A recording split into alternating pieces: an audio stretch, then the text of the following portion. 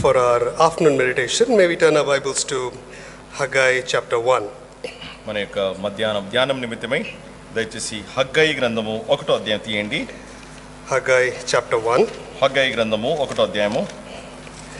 And we will read from verses 1 to verse 4. 1వ అధ్యాయము మొదటి 4 వచనాలు చదువుకుందాం. Haggai chapter 1. హగ్గై గ్రంథము 1వ అధ్యాయము From verses 1 to verse 4. Wherever you are, kindly read it as Anna helps us. కనుక దయచేసి మీరు ఎక్కడున్నప్పటికీ మొదటి 4 వచనాలు నేను చదువుతూ ఉంటుండగా దయచేసి మీరు పాటించాలని గమనించాలని మనవి చేస్తున్నాను. హగ్గై గ్రంథం 1వ అధ్యాయం మొదటి 4 వచనాలు. రాజైన దర్యావేషు ఏలుబడినందు 2వ సంవత్సరము 6వ నెల మొదటి దినము ప్రవక్తయగు హగ్గై ద్వారా యూదా దేశం మీద అధికారియు షల్తీయేలు కుమారుడైన జెరుబ్బబెలుకును ప్రధాన యాజకుడు యోయాజాదుకును కుమారుడైన యెహోషువాకును యెహోవా వాక్కు ప్రత్యక్షమై ఇలాగు సెలవిచ్చెను. సైన్యములకు అధిపతి యెహోవా ఆజ్ఞ ఇచ్చినదేమనగా, సమయం ఇంకా రాలేదు, యెహోవా మందిరమును కట్టుటకు సమయం ఇంకా రాలేదని ఈ జనులు చెప్పుకొనుచున్నారే. అందుకు యెహోవా వాక్కు ప్రత్యక్షమై ప్రవక్తయగు హగ్గై ద్వారా సెలవిచ్చినదేమనగా, ఈ మందిరము పాడైయుండగా మీరు సారంభి వేసిన ఇండ్లలో నివసించుటకు ఇది సమయమా? కాబట్టి సైన్యములకు అధిపతి యెహోవా సెలవిచ్చినదేమనగా. As we continue the study from the book of Haggai, we would seek the Lord's help for his help and support. ఇంకా ఈ హగ్గై గ్రంథం నుండి వాక్యము మనం ధ్యానిస్తూ ఉంటుండగా కొనసాగిస్తూ ఉంటుండగా ప్రభు యొక్క సహాయం కొరకై ప్రార్థన Shall we చేసుకుందాం. pray? ప్రార్థించుకుందాం. Glorious Father and our gracious God, మహిమగలిగినటువంటి తండ్రి, మా ప్రశస్తమైనటువంటి మా దేవా, in the precious name of your beloved Son Lord Jesus Christ, we continue in your house, in your presence, and we are so grateful to you for your presence with us through this day. మా ప్రభువా, మీ దినమంతట్లో మీ యొక్క సన్నిధి మాతో ఉంచి ఇంతవరకు మమ్మల్ని నడిపిస్తూ మీ సన్నిధి మాతో ఉంచినందుకు కొరకే మీకు వందనాలు స్తోత్రాలు చెల్లిస్తున్నాం. You blessed us with a new day, a new week, and a new Lord's Day in our lives. ప్రభువా, నూతన వారము, నూతన దినము, నూతన ప్రభు దినముతో మేము మిమ్మల్ని ఆశీర్వదించినందుకు కొరకే మీకు వందనాలు. Oh Lord, we come to you with hunger, we come to you with thirst. మా ప్రభువా, ఆకలి మరియు దప్పులతో మీ సన్నిధానంలోకి వస్తుంటున్నాం. Oh Lord, we are so limited and we are so weak. Many times we don't know what is the very need of our lives. మా ప్రభువా, మేమెంతో సంకుచితమైనటువంటి వారమైంటున్నాం, ఎంతో బలహీనమైంటున్నాం, మా జీవితం యొక్క అక్కర్లేంటో మేము ఎరిగిన వారమైంటున్నాం. Oh Lord, we are so finite that one side we don't know the need of our hearts, of our lives. How much more, oh Lord, we lack to know the need that you have for us. దేవా, మేము ఎంతో మితమైనటువంటి వారమైంటున్నాం, మా హృదయం యొక్క అక్కర ఏంటో మేము ఎరగని వారమైంటున్నాం. అంతే మాత్రం కాకుండా మరి విశేషంగా మీ హృదయం యొక్క వాంఛ ఏంటో ప్రభావ మేము ఎరగని వారమైంటున్నాం. Therefore we come down and pour our beings before you this afternoon hour. ఆ కారణాన్ని బట్టి ఈ మధ్యాహ్న సమయంలో మీ సన్నిధికి వచ్చి మా హృదయాన్ని కుమ్మరించుకుంటున్నాం. Continue speaking to us. దేవా, మాతో మాట్లాడుతూ రావాల్సిందిగా వేడుకొంచున్నాం. Continue touching us. దేవా, మమ్మల్ని తాకుతూ రావాల్సిందిగా వేడుకొంచున్నాం. Continue transforming us. దేవా, మమ్మల్ని రూపాంతరపరుస్తూ రావాల్సిందిగా వేడుకొంచున్నాం. Oh Lord, may we have a glimpse of your glory. దేవా, మీ మహిమ యొక్క ఒక ప్రత్యక్షత నమూనా మేము కలిగి ఉందము గాక. May our ears hear the heartbeat of yours. దేవా, మీ హృదయ మా ప్రభా ఆ గుండె శబ్దము మా చెవులు వినును గాక. So that our lives are changed, our lives are transformed. అట్లు మా జీవితములు మార్చబడి మా జీవితంలో రూపాంతరం చెందును గాక. Master, speak, we are here to listen to you. యజమానుడా, మీరు మాతో మాట్లాడండి, మేము వినడానికి సిద్ధంగా ఉంటున్నాం. We pray this prayer with thanksgiving in Christ's precious name. కృతజ్ఞతలు చెల్లిస్తూ క్రీస్తు యేసు ప్రభు పరిశుద్ధమైన నామములో ప్రార్థించి వేడుకొంచున్నాం మా తండ్రి. Amen. ఆమేన్.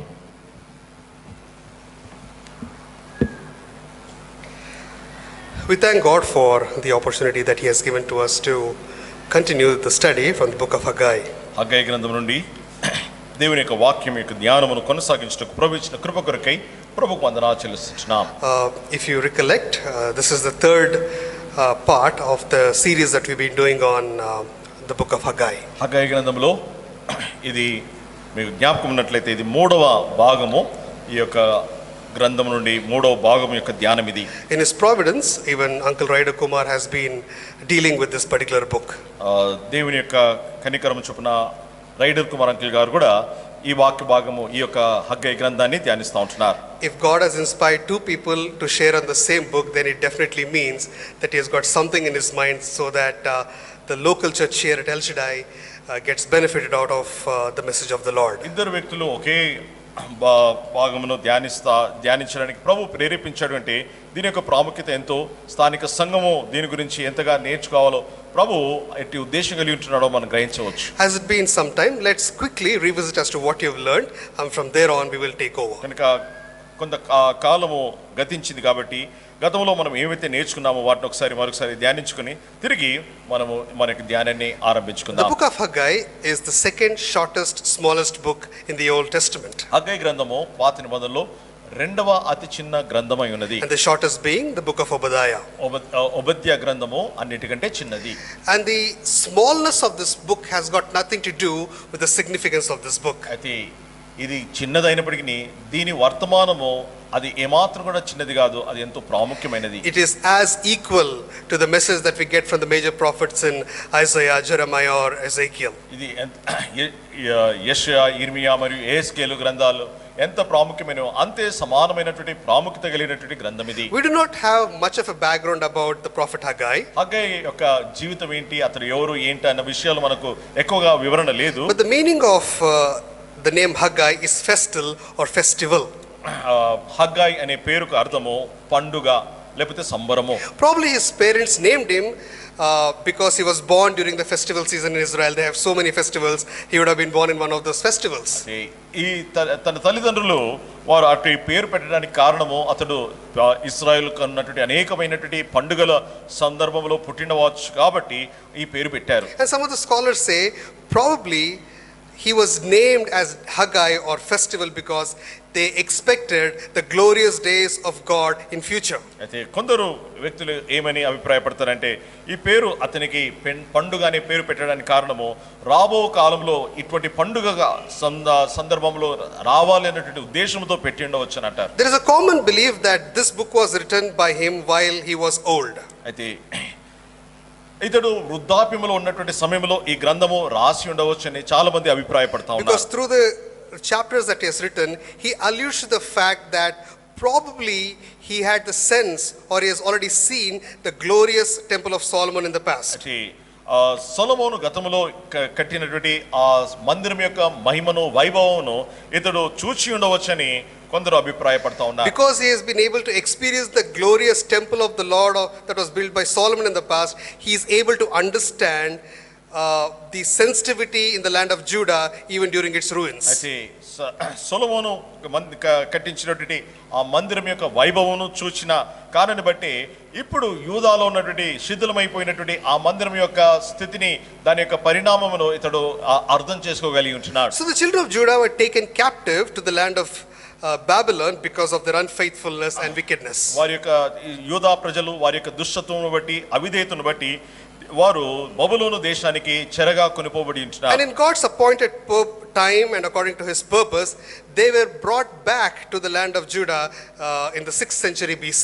అయితే దేవుని యొక్క సంకల్పం చొప్పున నిర్ణయ కాలం చొప్పున తిరిగి దేవుడు ఈ చెరలో ఉన్నటువంటి వారిని 6వ శతాబ్దము క్రీస్తు పూర్వము 6వ శతాబ్దంలో దేవుడు వారిని తిరిగి తమ స్వదేశానికి రప్పించాడు. There are few big names that are mentioned in the book of Haggai. హగ్గయి గ్రంథంలో కొందరు ప్రాముఖ్యమైనటువంటి వ్యక్తుల పేర్లు రాయబడి ఉన్నాయి. And amongst them was Zerubbabel. అందులో ఒకడు యెరుబ్బయలు. Zerubbabel was the governor of the land of Judah at that point in time. ఆ సమయంలో యెరుబ్బయలు అతడు యూదా ప్రాంతానికి అతడు అధికారిగా ఉంటున్నాడు. He was from the lineage of King David.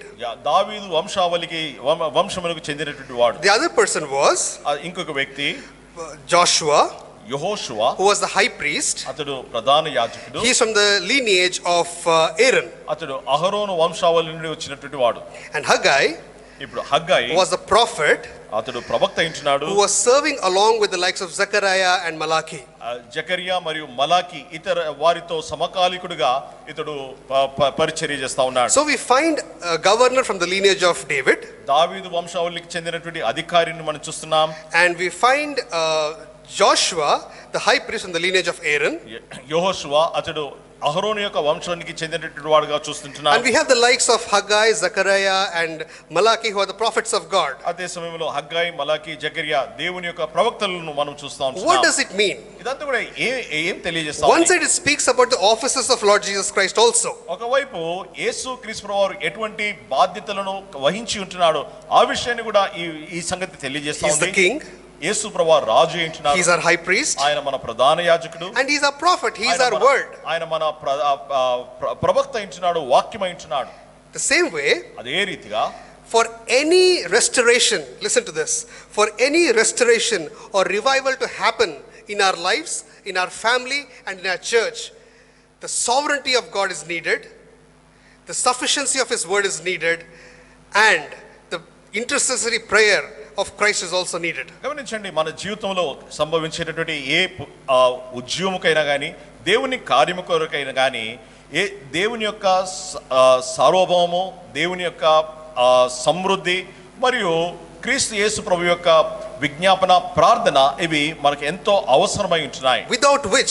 Without the instruction of the word of God, without intercessory prayers, with Christ who as a high priest intercedes for us, and also without his sovereignty, we cannot see a revival in the house of God among the people of God. దేవుని ప్రజల మధ్యలో, దేవుని మందిరంలో దేవుని యొక్క సార్వభౌమము మరియు దేవుని వాక్యం యొక్క సమృద్ధి మరియు ప్రభువైన యేసుక్రీస్తు వారి యొక్క విజ్ఞాపన పరిచర్య లేకుండా ఉద్యమము గాని దేవుని యొక్క కార్యాలను మనం చూడలేం.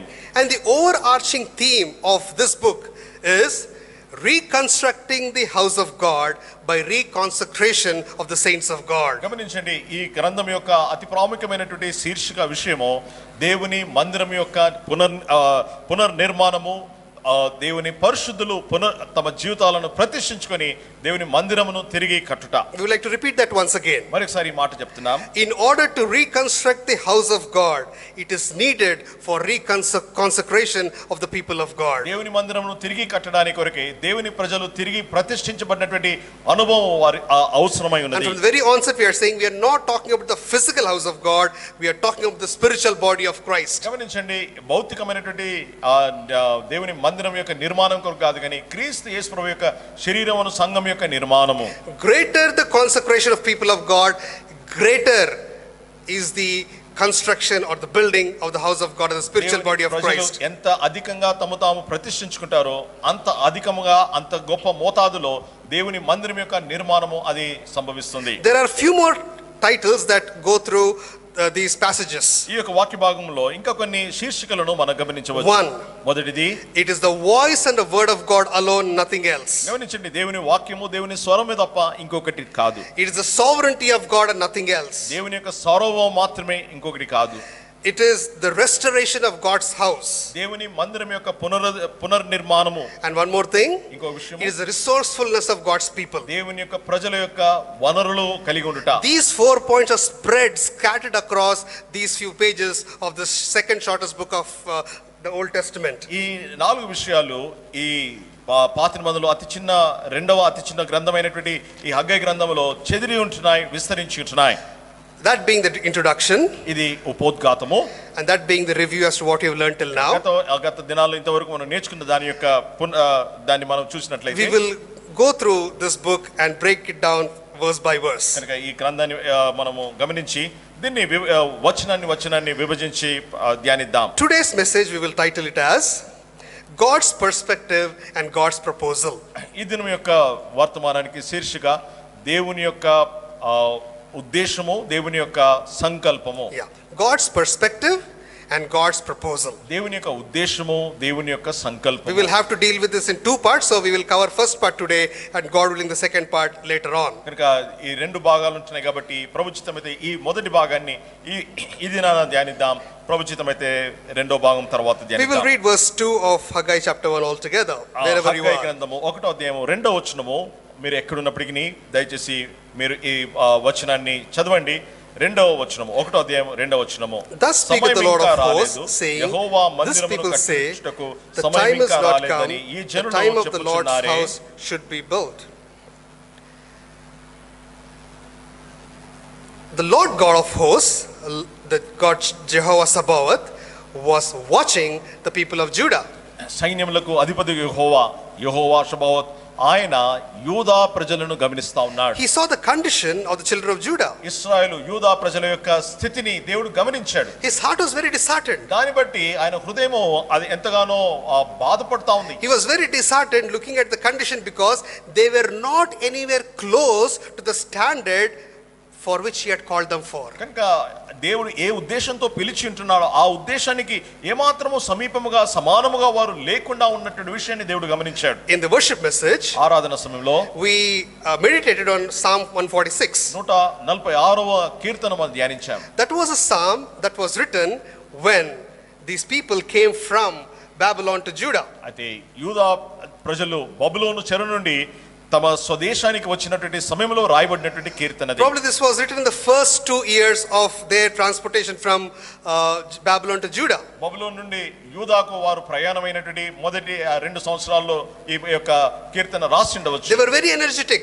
వారు ఎంతో రోషం కలిగి బలము కలిగి They was ఉన్నారు. very enthusiastic. వారిలో ఎంతో పౌరుషం ఉంది. So basically psalms came out of them. కనుక దానిలో నుండి ఈ కీర్తనలు వచ్చాయి. The second message, రెండవ వర్తమానము, we heard about the call and the purpose of God. దేవుని యొక్క పిలుపు, దేవుని యొక్క సంకల్పం గురించి మనం By the time we come to the final message, చివరి వర్తమానంకి వచ్చేసరికి, and by the time we read the second verse of the first chapter, మొదటి అధ్యాయము అందులో రెండవ వచనం God is చదివేసరికి disheartened. దేవుడు ఆయన ఎంతో నిరాశ చెంది ఉంటున్నాడు. Why?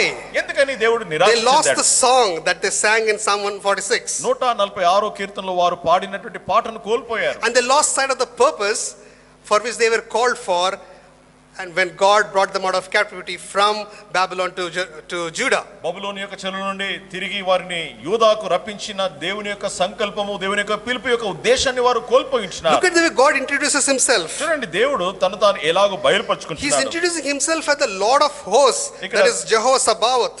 ఆయన సైన్యములకు అధిపతియగు యెహోవా అనగా యెహోవా సబాయోత్ అనేటువంటి పేరుతో తాను పరిచయం The చేసుకుంటున్నాడు. God who delivered them out of the land of Egypt.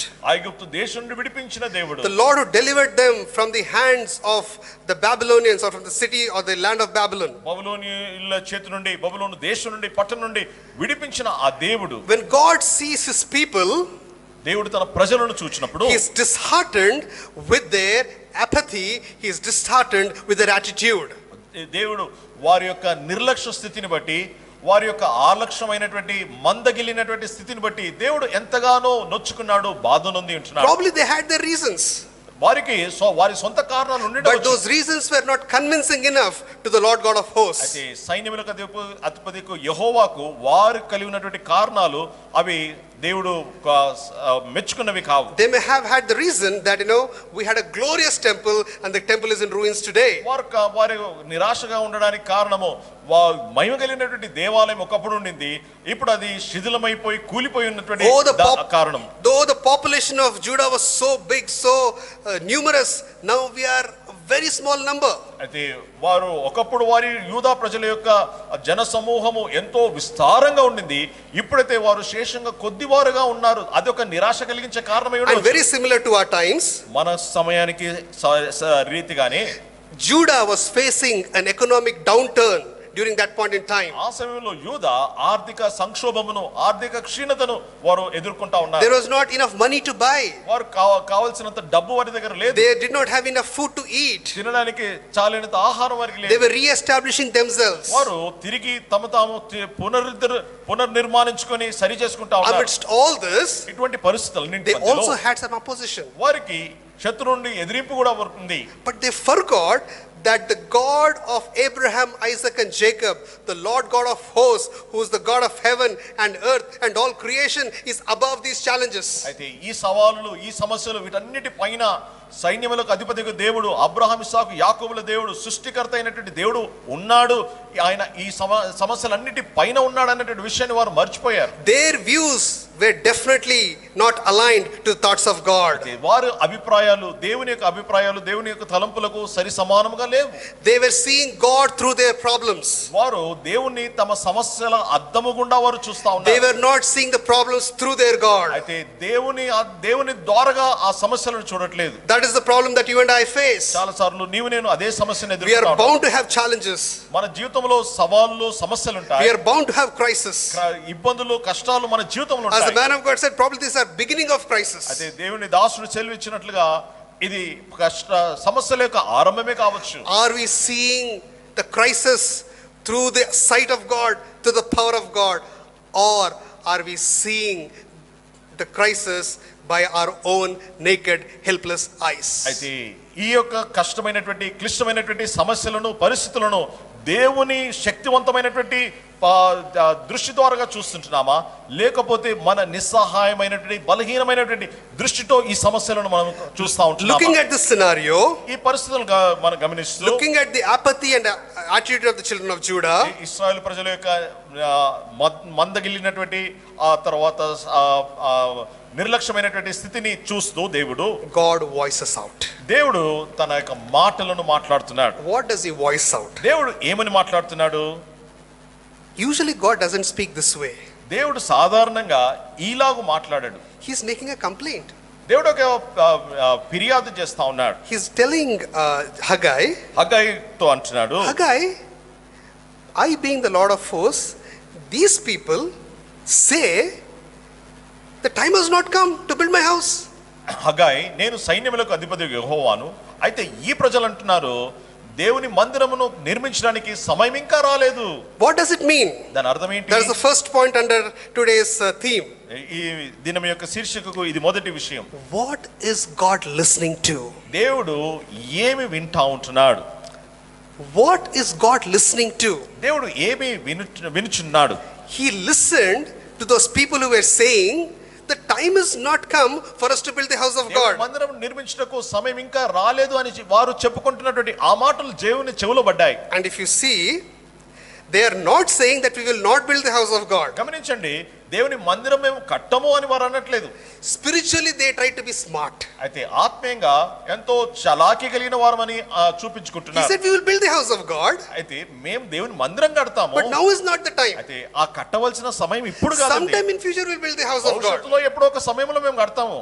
It is so synonymous to our attitude. గమనించండి, మన వైఖరి చాలా సార్లు వీరి వైఖరి వలనే ఉంటుంది. We never say that we will not do or contribute or join hands with God, the church of God, to do his work. గమనించండి, దేవుని మందిరముతో ఏకీభవించి దేవునితో ఏకీభవించి పని చేస్తాము, సమర్పించుకుంటాము, త్యాగం చేస్తామని ఈ చెయ్యము అని ఎప్పుడు We never say that. మనం చెయ్యము అని ఎప్పుడు అనము. But we are smart enough like the children of Judah. అయితే యూదా ప్రజల వలె ఎంతో చాలాకితనాన్ని మనం We కనపరుస్తాము, will do it. చేస్తాము ఖచ్చితంగా. Probably not in 2020. అయితే ఈ 2020 సంవత్సరం కాదు కానీ Let the cloud and the cover of COVID move away. ఇంకా ఈ కోవిడ్ యొక్క ఈ ప్రళయము తర్వాత ఈ సమస్య అది దాటిపోనివ్వండి. We will make our bodies fit. మా శరీరాలను ఆరోగ్యవంతంగా చేసుకుంటాం. We will make our bank accounts fit. మా యొక్క బ్యాంకు బ్యాలెన్స్లను ఎక్కువ చేసుకుంటాం. We will make ourselves fit.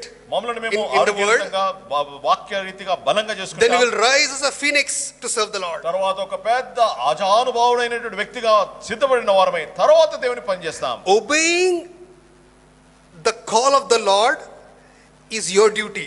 దేవుని పిలుపుకు విధేయులయుట అది మనకు దేవుడిచ్చిన When he బాధ్యత. presents a time, better do it. కనుక దేవుడు సమయము చెప్పినప్పుడు ఆ సమయంలోనే చేయడము మంచిది. They were trying to play smart and God heard it.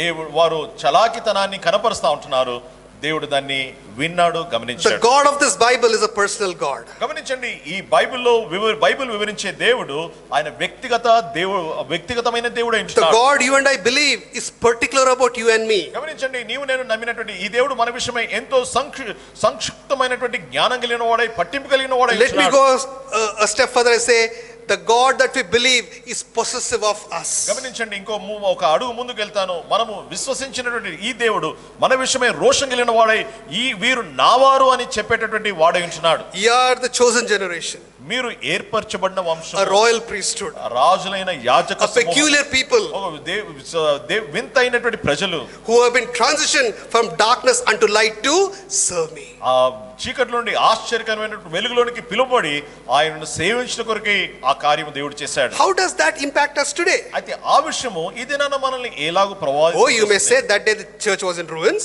ఆ దినాన సంఘము మందిరము శిథిలమైనటువంటి స్థితిలో ఉంది. We have a perfect building. ఇప్పుడైతే మా మందిరము చాలా చక్కగా ఉంది. In the New Testament time, అయితే గమనించండి, క్రొత్త నిబంధన కాలంలో when God is speaking to us, దేవుడు మనతో మాట్లాడుతున్న సమయంలో your condition of your heart correlates to the condition of the house of God. గమనించండి, దేవుని మన హృదయపు స్థితి దేవుని మందిరముతో అది సరి సమానముగా పోల్చబడతా ఉంది. What does it mean? దాని అర్థం ఏంటి? God is asking, దేవుడు అడుగుతా ఉన్నాడు, in the current scenario, ఇప్పుడు ఉన్నటువంటి ప్రస్తుత పరిస్థితిలో what is your priority?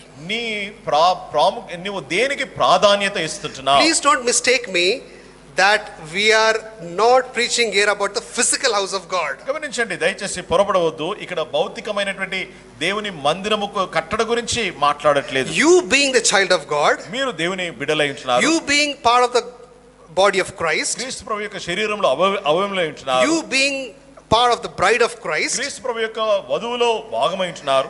when God is listening to you and me, దేవుడు మన మాటలను వింటా ఉన్నప్పుడు what is he listening? అయితే దేవుడు ఏమి వింటున్నాడు? When he listens to us, is he able to identify that he is our priority? మన మాటలు దేవుడు వింటున్నప్పుడు ఈ ప్రజలు నన్ను ప్రథమముగా ఉంచుకుని ఉన్నారు అని దేవుడు కనుగొంటున్నాడా? How do you and I fit in the body of Christ today? క్రీస్తు ప్రభు యొక్క శరీరంలో నీవు నేను ఎలాగో అమర్చబడుతున్నాం? Are we a part of comfort or a part of discomfort in the body of Christ?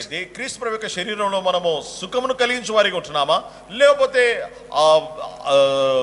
క్షీణతను కలిగించే వారిగా ఉంటున్నామా? Are we creating some pleasure in the body of Christ, or are we becoming a pricking thorn in the body of Christ? క్రీస్తు ప్రభు యొక్క శరీరంలో మనము సుఖమును సౌఖ్యమును కలిగించి క్షేమమును కలిగించే వారిగా ఉంటున్నామా, లేకపోతే ఒక ముళ్ళు వలె నొప్పిని బాధను ఆయాసాన్ని కలిగించే వారిగా ఉంటున్నామా? I would like to take the thought that was shared in the table message. వల్ల వర్తమానంలో చెప్పబడినటువంటి మా తలంపును మరొకసారి జ్ఞాపకం చేస్తున్నాను. According to your calling, take a note of this. According to your calling, are you contributing to the house of God and through the house of God? గమనించండి, మీకు దేవుడు పిలిచినటువంటి పిలుపు ప్రకారము దేవుని మందిరం ద్వారా మీరు సమర్పించుకుంటున్నారా, అప్పగించుకుంటున్నారా? You don't have to be physically here. భౌతికంగా మనం ఇక్కడ ఉండనక్కర్లేదు. Probably there are restrictions around. మన చుట్టూ ఎన్నో హద్దులు ఉంటున్నాయి. But from your four walls of your home, are you able to contribute to the body of Christ? Are you able to be a blessing to the body of Christ? మీ ఇంటి యొక్క నాలుగు గోడల మధ్యలో దేవుని మందిరానికి మీరు సమర్పించుకున్న వారిగా ఉంటున్నారా? దేవుని మందిరం కొరకే ఆశీర్వాదకరంగా ఉంటున్నారా? Are we focusing on the eternal, or our hearts are inclined towards the earthly stuff? గమనించండి, మనము నిత్యమైనటువంటి వాటి మీద మనం మనసు నిలుపుకొని ఉంటున్నామా, లేకపోతే భూ సంబంధమైన వాటి మీదనే మనం మనసు నిలుపుకొని ఉంటున్నామా? Let's forget about everyone. వేరే వారిని మనం మర్చిపోదాం. You are unique, you are precious, you are important to God. గమనించండి, నీవు అసమానమైన వాడవు, నీవు దేవునికి అమూల్యమైన వాడవు అంటున్నావు, దేవుని దృష్టిలో ఎంతో ప్రాముఖ్యమైన వాడవు అంటున్నావు. How much of eternity or how much of eternal things are you investing in yourself? That is the first question that we would like to raise today. కనుక ఇది మనం అడగవలసిన మొదటి ప్రశ్న, నిత్యత్వం కొరకైనటువంటి విషయాల్లో నువ్వు ఎంతగానో పెట్టుబడి పెడుతుంటున్నావు? Forget about the family. కుటుంబాన్ని మర్చిపోదాం. Forget about others. ఇతరులను మర్చిపోదాం. During this time of crisis, ఈ క్లిష్టమైనటువంటి సమస్య గడియల్లో how much have you allowed God to invest on you? దేవుడు నీ మీద ఎంతగా పెట్టుబడి పెట్టడానికి నిన్ను అనుమతించుకొని ఉంటున్నావు? Are you a step closer to him? ఆయనకు ఒక అడుగు దగ్గరికి వచ్చావా? Is the word sweeter to you? వాక్యము నీకు మధురమైనదిగా ఉన్నదా? Is his presence lovelier to you? ఆయన సన్నిధి నీకు ఎంతో ఆహ్లాదకరమైనదిగా ప్రీతికరమైనదిగా ఉందా? Am I being a more godlier father in my home? నా కుటుంబంలో భక్తి కలిగినటువంటి తండ్రిగా నేను ఉంటున్నాను. Am I being more enhanced godlier mother in my home? నా ఈ కుటుంబంలో ఎంతో ప్రేమ కలిగినటువంటి ఇంకా అధికమైనటువంటి భక్తి కలిగినటువంటి తల్లిగా నేను ఉంటున్నాను. Is my immediate family able to see more of Christ in me? నా కుటుంబము, నా చుట్టూన్నటువంటి కుటుంబము నాలో క్రీస్తును అధికంగా చూడగలుగుతున్నదా? What has God invested in you during these days? ఈ దినాల్లో దేవుడు నీలో ఏమి పెట్టుబడి పెట్టి ఉంటున్నాడు? I've said this in the past, I'm sharing this once again. ఇంత గతంలో నేను చెప్పాను, మరలా నేను పంచుకుంటున్నాను. Probably COVID-19 has opened the world to be a time of the greatest altar call in the history of mankind. ఈ యొక్క Covid ఈ సమయము మానవ చరిత్రలోనే ఒక పెద్ద రక్షణ కొరకైనటువంటి పిలుపునిచ్చేదిగా మారింది. It is a call for the redemption of the sinners. It's a call for the restoration of saints. గమనించండి, రక్షణ పాపుల కొరకైనటువంటి విమోచన కొరకైనటువంటి పిలుపు, పరిశుద్ధుల యొక్క సమకూర్పు కొరకైనటువంటి పిలుపుగా ఇది మారి ఉన్నది. It's the biggest altar call in the history of mankind. ఇది మానవ చరిత్రలోనే అతి పెద్ద దేవుని యొక్క పిలుపై ఉన్నది. But the sad thing is, అయితే విచారమైనటువంటి విషయం leave ఏంటంటే, alone those who are ungenerated. ఎవరైతే రక్షణ పొందలేదో వారిని పక్కకు పెడదాం. If the saints of God are not able to surrender and have God transform their lives, we will never get this time. గమనించండి, రక్షణ పొందినటువంటి దేవుని పరిశుద్ధులు వారు తమ జీవితంలో సమర్పించుకొని సరి చేసుకోకపోతే ఇక వేరే విషయాలను పక్క పెట్టాల్సిందే. When I was studying this, I was remembering Esau. ఈ విషయాలు నేను ధ్యానిస్తా ఉన్నటువంటి సమయంలో ఏశావు నాకు జ్ఞాపకం వచ్చాడు. It was too late by the time he repented. ఆయన పశ్చాత్తాపపడే సరికి చాలా ఆలస్యమైపోయింది. Scripture says, లేఖనాలు అంటున్నాయి, he bitterly cried. ఎంతో సంతాపపడి విలపించి ఏడ్చాడు. But what has happened? అయితే ఏం జరిగింది? The time moved on. ఇంకా సమయం దొర్లిపోయింది. My beloved, ప్రియమైన వారలారా, who is watching online as well, ఎవరైతే ఆన్లైన్ లో గమనిస్తా this ఉంటున్నారో, is the time God has allowed, and praise be to him, we will not get this time again. గమనించండి, దేవుడే ఈ విషయాలను అనుమతించి ఉంటున్నాడు, ఇటువంటి సమయం ఇచ్చాడు. దానంతటి బట్టి దేవునికి ఎంతో వందనాలు చెల్లించాలి. Let us come and say this prayer. It's no longer I, but Christ that liveth in me. ప్రభువా, ఇక మీదట నేను కాను, నా యందున్నటువంటి క్రీస్తే అని మనం చెప్పాలి. I have decided to follow Jesus. యేసు ప్రభువును వెంబడించుట కొరకే నేను తీర్మానం చేసుకుని ఉంటున్నాను. No turning back. Absolutely not turning back. నేను వెనుకకు తిరగను, ఏమాత్రము వెనుకకు మరలను. Are our hearts changed? మన హృదయాలు మారి ఉంటున్నాయా?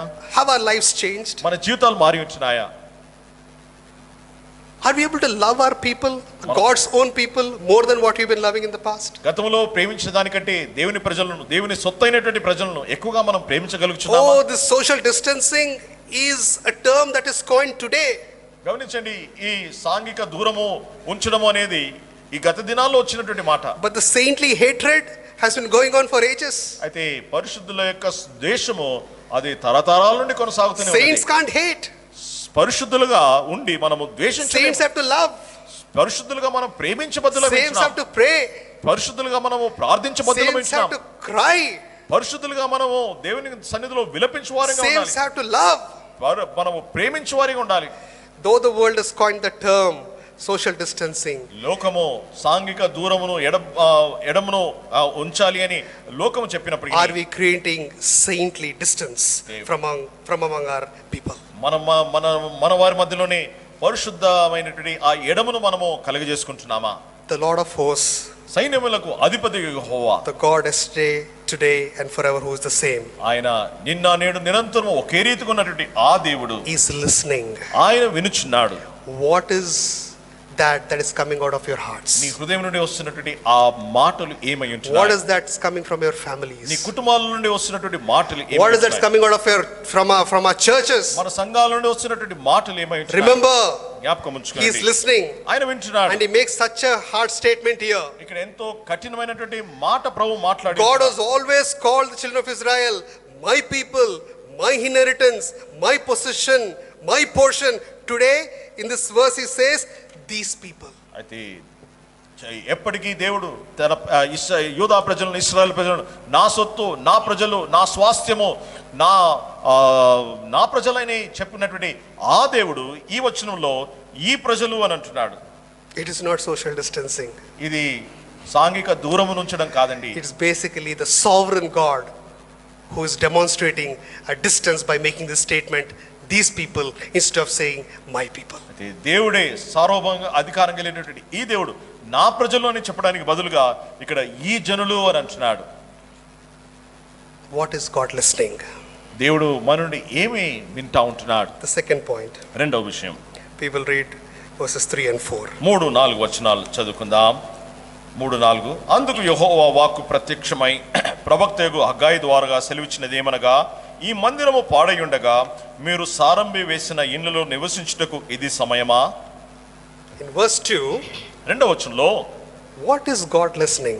దేవుడు ఏం వింటా ఉన్నాడు? In verse 4, 4వ వచనంలో what is God questioning? దేవుడు ఏమి ప్రశ్నిస్తా ఉన్నాడు? when you go through the studies of Haggai, హగ్గయి గ్రంథాన్ని మనం there ధ్యానించినట్లయితే are great verses in this couple of chapters. ఈ కొన్ని అధ్యాయాల్లోని గొప్ప గొప్ప గొప్ప మాటలు ఉంటున్నాయి. But they say the centric verse is verse 4. అయితే ఇది ఇందులో మూలమైనటువంటి ముఖ్యమైనటువంటి మాట 4వ వచనము. The foundational verse is verse 4. ఈ గ్రంథం అంతటికి పునాది వచనము 4వ వచనము. Is it time for you, O ye, to dwell in your sealed houses, and this house lie waste? ఈ మందిరము పాడై ఉండగా మీరు సారంభి వేసిన ఇళ్లలో నివసించుటకు ఇది సమయమా? For a common man who reads this verse, ఒక సామాన్య వ్యక్తి ఈ వచనాన్ని చదివితే he may say, why God is so selfish? దేవుడు ఇంత స్వార్థంగా ఎందుకున్నాడు అని ప్రశ్నించవచ్చు. He may say, why is God so anti-happy or anti-happiness against his people? తన ప్రజలు సుఖంగా ఉంటే దేవుడు ఎందుకు ఇంత బాధపడుతున్నాడు? దేవుని ప్రజలు సుఖించుట దేవునికి ఇష్టం లేదా అనే ప్రశ్న సాధారణమైన వ్యక్తులకు రావచ్చు. Please don't mistake. దయచేసి పొరబడవద్దు. That is not the interpretation. అది సరైనటువంటి తర్జుమా కాదు. If there is someone who cares for you, ఎవరైనా నీ విషయమై పట్టింపు కలిగిన వారు ఉన్నారు అని అంటే, if there is someone who cares for you more than you care for yourself, it is the Lord God of hosts. నీకంటే ఎక్కువగా నీ విషయమై శ్రద్ధ వహించే వారు ఎవరైనా ఉన్నారు అంటే అది సైన్యములకు అధిపతి యెహోవాయే. If there is someone who thinks good about you, who wants to build you, who wants to guard you through your lifetime, it is the Lord God of hosts. గమనించండి, నిన్ను కట్టాలని, నీ విషయమై క్షేమంగా ఆలోచించాలని, నిన్ను పునరుద్ధరించాలన్నటువంటి ఆలోచన ఎవరికైనా ఉన్నది అంటే అది సైన్యములకు అధిపతి యెహోవా యొక్క తలంపుయే. God is not bothered about the houses that you buy or build. మనము కట్టుకొని మనం కొనుక్కునేటటువంటి ఇండ్ల విషయమై దేవునికి అంత శ్రద్ధ లేదు. God is not bothered about the comfort that you live in. నువ్వు ఎటువంటి సుఖంలో నువ్వు జీవిస్తున్నావో దాని విషయమై దేవునికి పట్టింపు లేదు. If it is in his purpose, he will allow that for your life. ఒకవేళ దేవుని సంకల్పంలో అది ఉన్నట్లయితే దేవుడు అది అనుమతిస్తాడు. You know what God is talking about here? గమనించండి, దేవుడు ఇక్కడ దేని గురించి మాట్లాడుతున్నాడు? He is saying the genuine satisfaction is not drawn out of me, but they're taking satisfaction because of this earthly stuff. అయితే ప్రభువు అంటున్నాడు, వారికి ఉన్నటువంటి సంతృప్తి, వారికి ఉన్నటువంటి ఆనందము అది నాలో నుండి వచ్చింది కాదు కానీ భూ సంబంధమైన వాటి నుండి వీరు తమ సంతోషాన్ని కోరుకుంటున్నారని ప్రభు బాధపడుతున్నాడు. Their genuine hunger is not for me or for my presence. వారి యొక్క ఆకలి దప్పులు నా విషయమై, నా సన్నిధి విషయమైనది కాదు. Their genuine thirst is not for my voice or for my word. వారికి ఉన్నటువంటి ఆ యొక్క దప్పిక నా గురించి, నా వాక్యం కొరకైనది కాదు. I am not sovereign in their lives. నేను వారి జీవితంలో సర్వ అధికారం కలిగిన దేవుడుగా లేను. I am not supreme in their lives. వారి జీవితంలో ప్రథమ స్థానము వారు నాకు ఇవ్వకుండా ఉంటున్నారు. I am not the sufficiency of their lives. వారి జీవితంలో నా సమృద్ధిని వారు కోరుకున్న వారు car. Oh, how much are you battling, pursuing and chasing these cheap things of this world? ఎంతగా ఈ తుచ్చమైనటువంటి స్వల్పమైనటువంటి ఈ లోక సంబంధమైనటువంటి వాటి కొరకై పోరాడుతున్నారు, ప్రాకులాడుతూ ఉంటున్నారు. I promised my presence నా సన్నిధి మీకు ఇస్తానని వాగ్దానం చేశాను, and I have given it. నేను ఇచ్చాను. I've kept my promises. నా వాగ్దానాలను నెరవేర్చుకున్నాను. You've seen it. దాన్ని మీరు చూశారు కూడా. You're part of my purpose.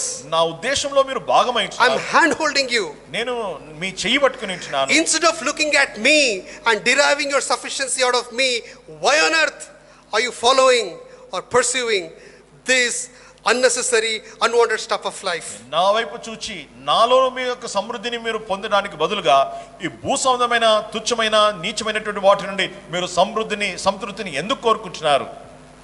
In every home there is a problem these days. ప్రతి ఇంట్లో కూడా ఇది సమస్యగా ఉన్నది. You know what is the problem? అదేంటి తెలుసండి? Especially in Indian homes, మరి విశేషంగా భారత గృహాల్లో there is one room or couple of rooms with an attic. ఒక సజ్జ లాంటిది ప్రతి గృహంలో ఉంటుంది, కొన్ని గదుల్లో, ప్రతి ఇంట్లో. Everyone has an attic. ప్రతి ఒక్కరికి ఈ సజ్జ అనేది తెలుసు కదండి. What do you put in an attic? ఈ సజ్జ కింద అనగా ఈ సజ్జగా ఉంటున్నటువంటి దాంట్లో మనం ఏం పెడతాం? ఎక్కువ gold, బంగారం పెడతామా? your clothes, వస్త్రాలను పెట్టుకుంటామా? your silk sarees, లేకపోతే పట్టు చీరలు పెట్టుకుంటామా? the best of suits, లేకపోతే మనకున్నటువంటి శ్రేష్టమైనటువంటి సూట్లను ఆ సజ్జ మీద పెడతామా? what do you place in the attic? ఏం పెడతామో ఆ సజ్జ మీద? The most unnecessary stuff which you don't want to throw.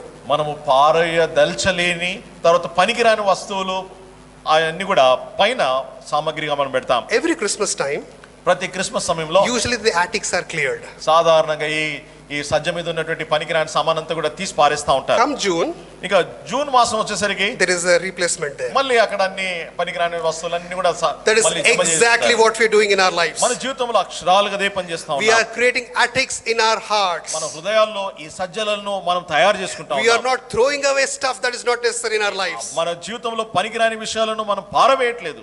We are treasuring something that is perishable. అది నశించిపోయేటటువంటి వాటిని మన హృదయాల్లో మనము భద్రం చేసుకుంటా Come ఉంటాం. next Christmas, ఇంకా మరుసటి క్రిస్మస్ the వచ్చేసరికి same thing that you stored for a year you'll throw.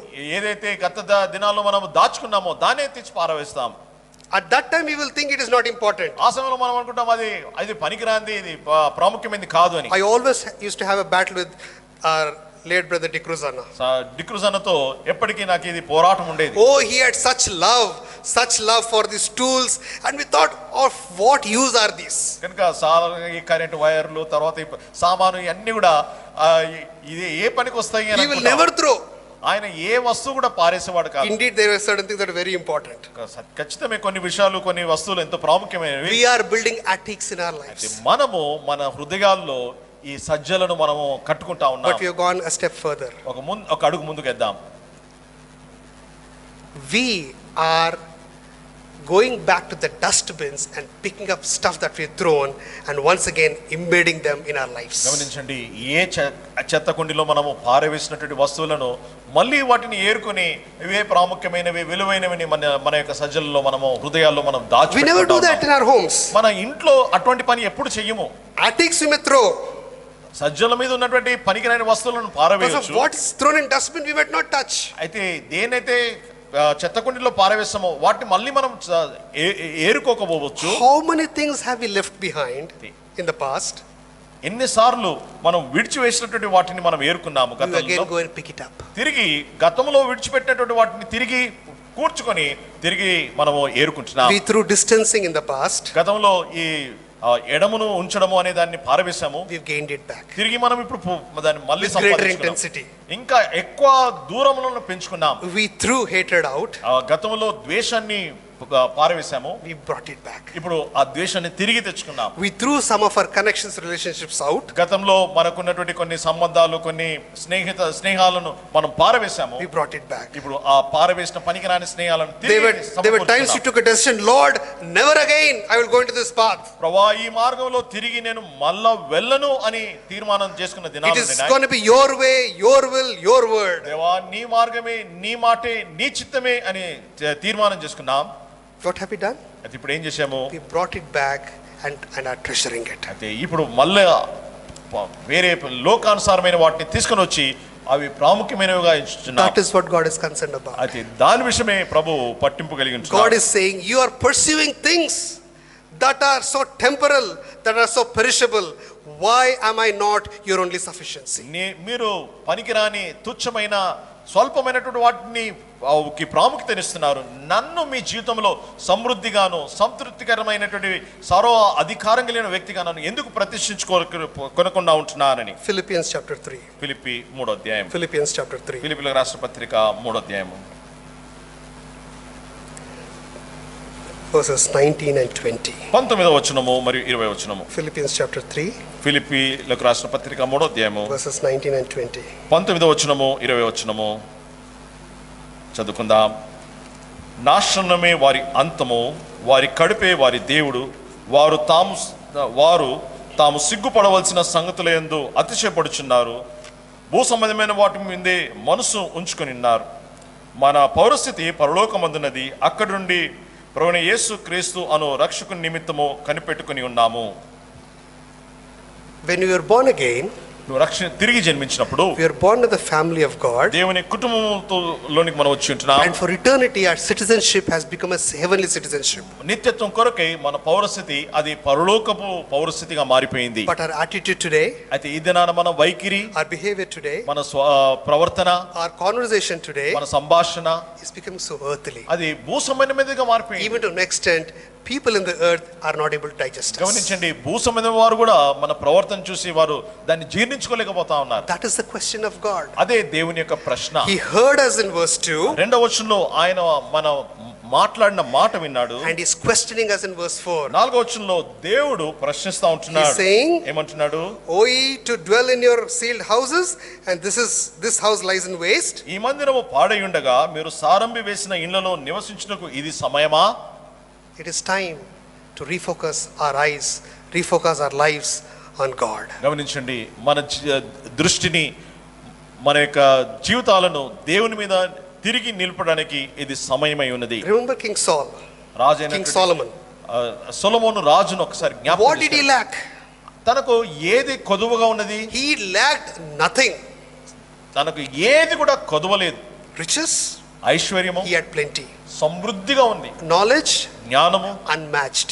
ఏ మనిషికి సమానముగా ఆయనకు సమానమైనటువంటి జ్ఞానము కంటే అందరికంటే ఎక్కువ జ్ఞానము. Pleasures, సుఖములు beyond bounds.